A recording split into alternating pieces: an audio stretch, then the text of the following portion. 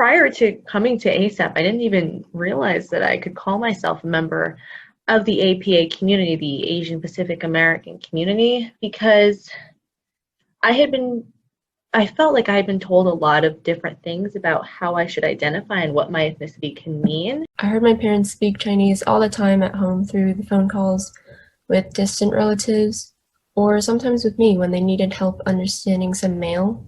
So at home, Chinese was sometimes a necessity. Anywhere else, it felt ugly, embarrassing. At school and even in a lot of other social justice spaces, I felt that my experience as an APA were unimportant or irrelevant, but in ASAP, I've never felt like my struggles were unimportant, and I've never felt afraid to say what I want to say. ASAP has provided a really unique and much needed space in my life where I can learn and think critically without ever feeling stupid.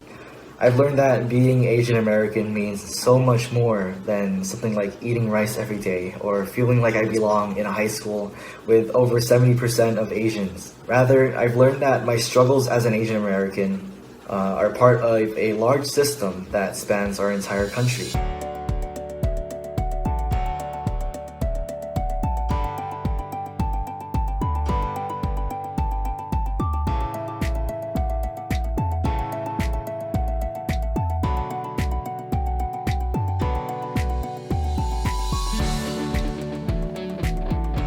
We are often termed as model minorities, and that cannot be further from the truth. Asian Americans are often overlooked in terms of support and resources, but they have no shortage of problems and obstacles compared to other groups.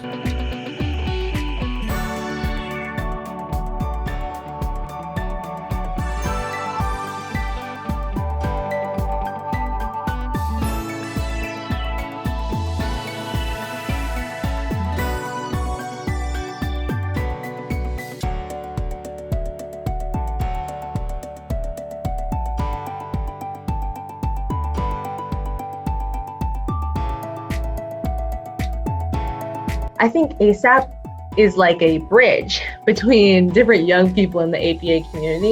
With the current COVID situation, APAs are facing more and more obstacles. Their mental health, maybe like parent unemployment. There's also been a rise in violence towards Asian Americans, so ASAP is a valuable resource for the times ahead. It can help APA youth advocate for themselves and can also be a safe space to connect with others who may be facing similar obstacles. What surprised me the most when I first joined ASAP was how much I could relate my experiences to that of my peers. I really enjoyed that it was not like I had to hold all my experiences in myself. I can actually share these experiences and people can actually relate to my experiences. But beyond being a space where APA youth can share about our struggles, ASAP is also a place where we learn how to address those struggles and how to come up with solutions. It's beautiful to see that even after a long day of school or a long week in general, so many people my age are coming together to yet another Zoom meeting to work towards change. And so I've come to understand how our relationship as Asian Americans in this country have developed alongside other communities, and why it's so crucial to create positive change that isn't at the expense of another group, which is why we also want justice for all students to be successful at the end of the day. We are going to do something about it, whether it is targeting policies and talking with people in power, or just working with our community and educating them and hearing about their experiences and raising awareness for them. I hope that I can, do justice to the stories that they've been so open to share with me by taking those experiences, humanizing the individuals within the community, and tailoring the solutions that we seek in our campaign work to these specific experiences. Translation is hard. Sometimes we had to ask the woman behind the desk for clarifying questions. Sometimes we had to ask our parents to clarify what they meant. And there was too much happening. And for a moment, I wished everything could just stop. And I wish that I didn't have that responsibility. I vividly remember their struggles as immigrants who did not speak much English and the barriers that resulted from this. They couldn't read any official documents by themselves. They always needed either my help or my little sister's help. They felt taken advantage of at their workplaces. They couldn't participate in the PTA. The kid I just asked them why they couldn't just learn English. And they would always respond, no matter how hard we could try, we would just not be able to. And I hated how powerless and defeated they sounded. And I hated how I couldn't do anything to help them.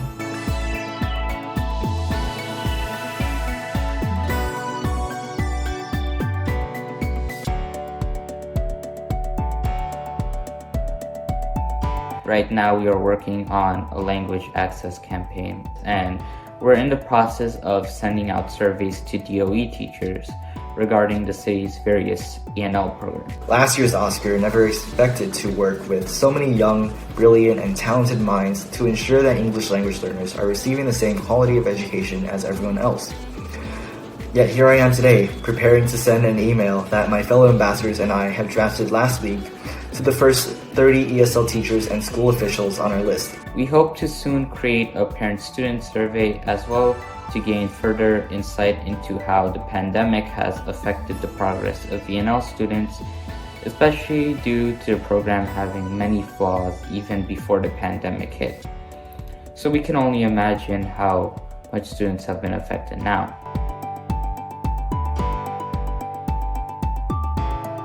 Amplifying our stories is so important because the struggles that APA youth face can only be addressed if our experiences are heard and if people know that these problems exist. I know that I had a really difficult time talking about my mental health struggles with my parents and other people, and also to acknowledge those struggles myself, because there are so many misunderstandings about mental health, so many stereotypes, and I thought that admitting to having mental health issues would mean that I was, crazy or stupid, or that I was complaining too much. But I think coming to ASAP and having conversations about this really made me realize that these issues are real. And the mental health team hopes to tackle these stigmas and the silence surrounding mental health in our community.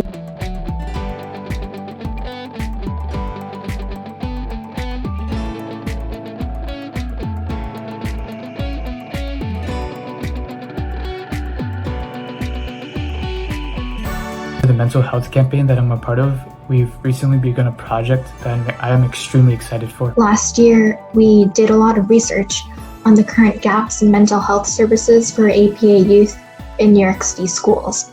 And we learned that APA youth have extremely negative help-seeking attitudes, meaning that they're very unlikely to seek mental health help on their own. There are a lot of reasons for this, including stigmas surrounding mental health from both American culture and the culture of our home country. We hope to get a variety of experiences to highlight the diversity of understandings and approaches to mental health within the APA community, as well as draw attention to systemic issues within the mental health care system that need to be changed. We're planning to launch a forum-type platform on the ASAP website that compiles stories from APA youth about mental health, like positive, negative experiences, talking with parents about mental health, how COVID has affected mental health, and a lot more. And the purpose behind this project is to use the experiences in the stories to change and shape the stigma surrounding mental health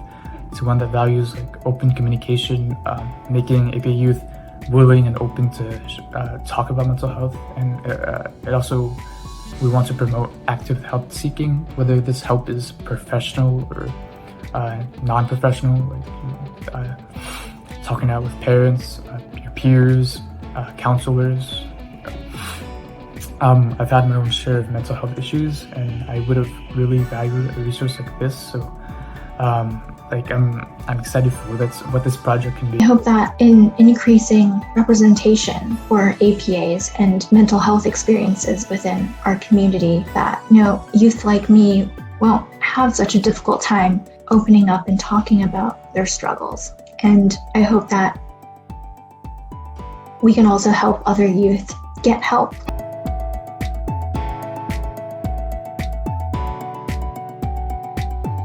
Think about a community that you're a part of and what it means to you. For me, community means listening and sharing stories.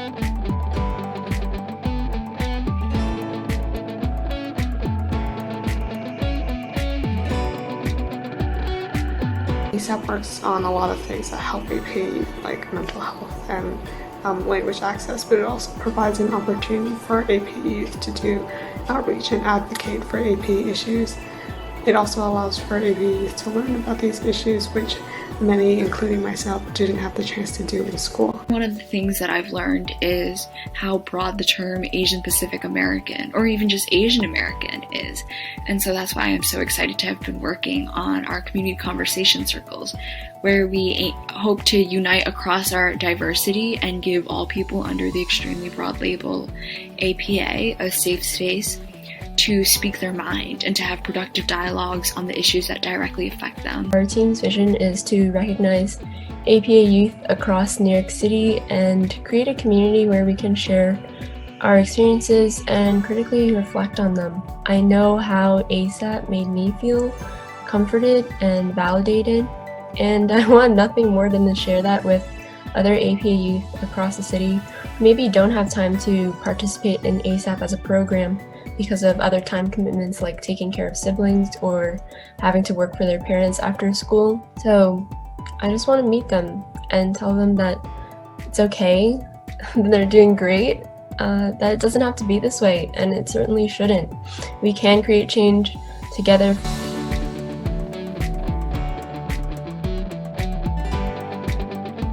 I think that support is really valuable to first just say, we are here, we see you, we hear you, you are valid, and we want to support you. That sentiment, in a world where I often feel like nobody's listening, can be really valuable. Your expertise in many of the city's issues will help us ASAPers with our campaigns. In addition, we can gain more detailed insight into many of the city's policies, and the help of council members with also looking through our own intended policies will go a long way in helping with our campaign. It's really important for council members and just people in power to see that we do have needs and there are many disparities within the APA community, and our experiences in the APA community can be vastly different as well. I highly encourage you, New York City councilmen and councilwomen, to continue listening to voices of APA youth like me, and acknowledge that ASAP only accounts for a small portion of APA youth in New York City. There is a myriad of ethnicities within the term APA, and each has their own sets of issues and concerns. I hope you realize that our stories are only a snapshot of the larger issues at hand within your districts. Talking about the power of the next generation is not enough when we aren't given the tools and the resources that we need to harness that power and empower more youth to speak up on the issues that affect us all so deeply, that affect your neighbors, your families, and even your children, that affect us all as a society. So your support would be invaluable, not only in helping us, but also in helping your own communities and constituents. There are significant APA populations in your districts, and working together means we can make sure that those children have access to fair and equitable educational resources with policies in schools that specifically target any of those gaps.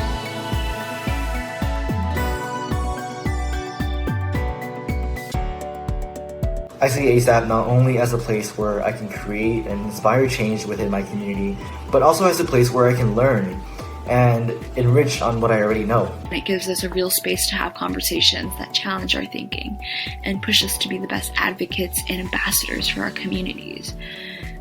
Because we can challenge ourselves to be better, not just in terms of our personal goals, but also in terms of concrete advocacy work, we can be much more effective in our work. And when 20 plus students are able to be the best version of themselves, it allows us to reach even more people and to make some kind of impact on them as well, whether it's big or small. As a council member, You're striving to serve your community.